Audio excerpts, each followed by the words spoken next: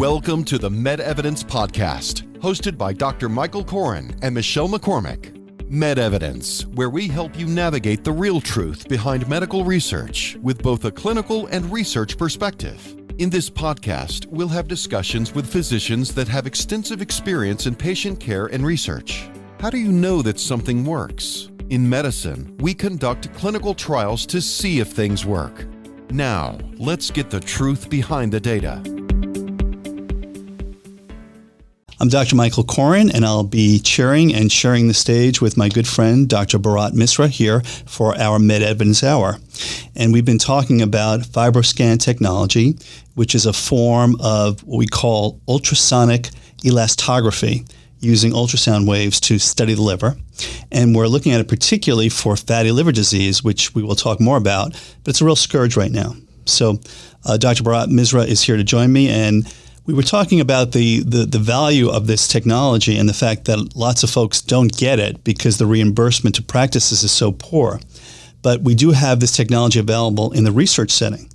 And so the question, Bharat, is which patients should get fibroscanning? Should everybody get it? Like you turn 18, you're about to get your driver's license. Should you get it? Should you get it when you're 21 and you're going to go out to the bars and see if your liver is predisposed to these things? Or who should have it? So let's talk a little bit about who you think should be screened for this particular type of issue with the Fibroscan. Sure. So just to give you some numbers, about 100 million people in the United States have fatty liver. That's 1 in 3. And about a quarter of them have a more serious form of fatty liver where the liver starts getting scarred up, which is called NASH. So if you look at those numbers, you'd be tempted to say, everybody, that's 1 in 3. That's a very prevalent. But of course, insurances and, we're not equipped to handle that kind of load. So we have to be a little bit selective. So the way I would put it is anybody who has diagnosed fatty liver by another method or suspected fatty liver because of risk factors. So the classic indication is you go to your doctor, your liver tests are a little bit high, your waistline is a little more than it should be, and the doctor orders an ultrasound. And the ultrasound shows that you have fatty liver. That is the ideal patient for Fibroscan because you've ruled out any structural diseases of the liver. Now you want to know, how bad is it? How worried should I be? And that's the ideal candidate. But I think physicians who see people with something called the metabolic syndrome, that's a big name for this condition in which you get a little overweight and diabetes is the central part of it. So anybody with metabolic syndrome, and we'll come to that a little bit later, should have a Fibroscan. I think they changed the name from metabolic syndrome to typical American recently. We're being flippant, but that is, you throw a stone and you'll hit somebody with metabolic syndrome. It's that prevalent.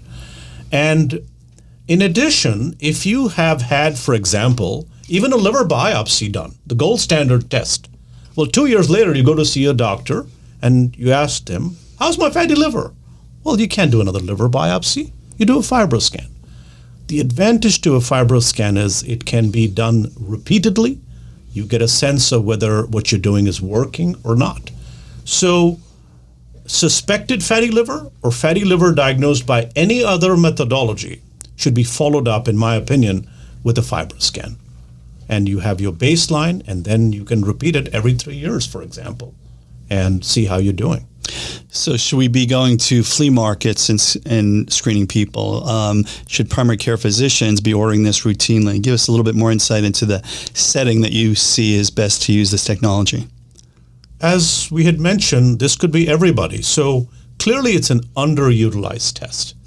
And primary care physicians know who is at risk for fatty liver.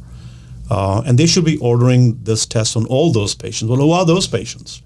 Patients who are overweight, BMI above 30, patients who have abnormal liver tests, patient whose abdominal girth is higher than it should be for their age, patients who are pre-diabetic or known diabetes.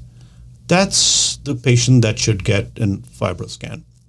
And I like Fibroscan in flea markets and at Whole Foods. In other words, it is so prevalent that once people see an easy test, they know they're at risk. Yeah, I was just thinking that if we did it at flea markets, we may be able to patent and then market a belt that when you loosen it more than 2 notches, it says time for a Fibroscan. That might be a good idea. That might be a good idea. So yeah, so it can be done everywhere, and because it's so prevalent, I think any setting where a third of the patients are going to be positive, you can do it everywhere. Mm-hmm. So should the average patient ask their primary physician to get a Fibroscan? Is that reasonable, or how would that be looked at? I think that would be a good idea. I think at least primary care physicians and gastroenterologists are truly aware of the epidemic of fatty liver. It is a true epidemic, increasing year by year. And what they may not be aware is that we do have fibroscanning now available in Jacksonville. And all you have to do is pick up the phone and call ENCORE Groover Clinical Research or ENCORE Research, and you can schedule a free Fibroscan. So it's available, and more people should be picking up the phone and ordering it. And if it takes a request from you to your primary care physician, I think that's okay. Yeah, it's actually a really neat benefit for people who are part of the ENCORE Research family, including people that are working through the joint venture of ENCORE Research with the Borland Groover Clinic. So it's a tremendous resource for the community because, quite frankly, there's very limited access to fibroscanning outside of research. And, I have to tell you, we had a demonstration for our physicians. We had an expert speaker who came to talk about Fibroscan, and we had a Fibroscanner there. And we said, does anybody want to try the Fibroscan? Everybody in the conference lined up. And the meeting was over, people had gone home, but people waited, including myself, to get my free Fibroscan. So we're all curious, and I think it's such an easy, safe test. It should be standard of care for many of our patients. Now, you mentioned Jacksonville, but just to be fair, we actually have the capability throughout Northeast Florida, and we also have it in the Tampa area. That's right. We are really a Florida-based organization. And this is true for not just Florida, but for anybody listening to this podcast anywhere in the United States. Ask your doctor for a Fibroscan. It is safe, easy. You will get a quantitative measure, which is really very valuable. Now, you mentioned that insurance has been a tricky issue with regard to reimbursement for fibroscanning. Is there any available for people to get this fee for service, and what charge would be reasonable? Let's say somebody really wanted it and they're willing to pay for it out of pocket. So the Medicare allowable is very low. It's about $30 or $40. But it is available, and since it's very inexpensive, insurance companies will not have a hard time. So yes, if you have heard of anywhere there is a Fibroscan available, you can have your doctor order it, and however minimal, there is a reimbursement code for it, which goes up a little bit more if you have commercial insurance. Okay. Now, are there any age limits that you would suggest, or is there anybody too young or too old to get Fibroscans? Unfortunately, no. As you know, pediatric obesity is the fastest rising age group in the United States. I see 16-year-olds with BMI of 40 routinely, and they are just as high a risk for fatty liver as are adults.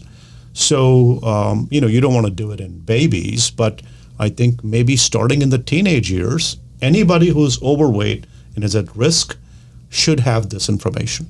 Okay. And just remind them, I know when you're 16, you sometimes doubt your mortality, but you can't live without liver. That is right. And as somebody pointed out, it's in the name, LIV.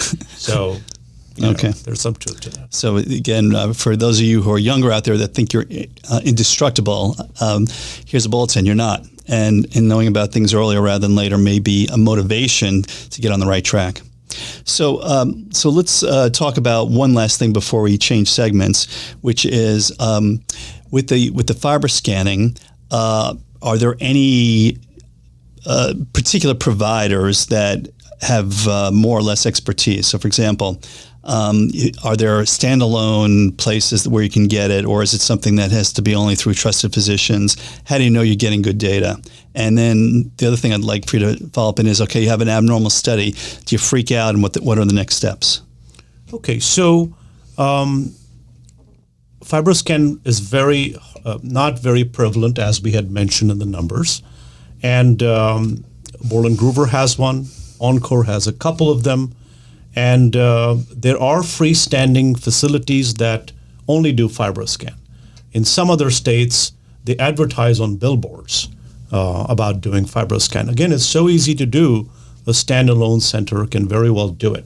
They just do Fibroscan. And you can trust them, you think? And so I think it's idiot-proof, the technology. In other words, after you've done a few, and I've done a couple of myself, it's actually very easy to use. You take a probe and point it at the liver, and the machine does the rest of the work for you. And it gives you the readings, and then the readings are standardized across the nation, across the world. And based on the numbers, they give you a score. And all this is done by the machine itself. Your job is to make sure you point it at the liver and not something else. So I think quality is not as big an issue. The question is, what do you do once you get your Fibroscan? We anecdotally, our CEO, Kyle Etzkorn, called me once. He had a patient with a Fibroscan which showed he had cirrhosis. So he sold his house, wrote his will, and came to see him with a follow-up warning his life expectancy. And Kyle had to tell him that Fibroscan is a good screening test. So it's a good starting test, but it's not the last test. You might need additional workup. You might need a liver biopsy. You might need an MRI. You might need to be referred to a clinical trial for treatment. So don't freak out with the results. Once you get the result, you take that printed copy and go to your primary care physician or your gastroenterologist to find out what does that actually mean for you. And I think that'll be a very fruitful discussion. So the most important thing, the most important advice that we can give to patients at this point is what you just said, which is why I think you should be a guru on the mountain, which is don't freak out. Yeah, I think so. And, no test is 100%. They all have their limitations. And it's a piece of the puzzle. It's a very important piece, and it's an easy to access piece. But then you have to look back. Maybe that fatty liver is from that six-pack that you've been doing every day. And that is easily fixable. So what we call fatty liver is there are many diseases that can cause this. So in our next segment, we're going to delve into more specifically what those diseases are and what we can do about them. Thanks for watching the MedEvidence podcast. To watch the rest of this series, head over to medevidence.info or subscribe to our podcast on your favorite podcast platform.